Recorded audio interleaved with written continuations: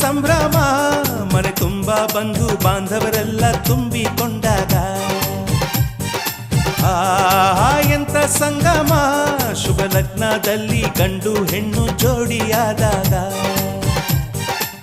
ಶಾಸ್ತ್ರೋತ್ತರ ಕಲ್ಯಾಣ ಏನ್ ಚಂದ ಕೇಳಣ್ಣ ಭೂಮಿಗೆ ಸ್ವರ್ಗಾನ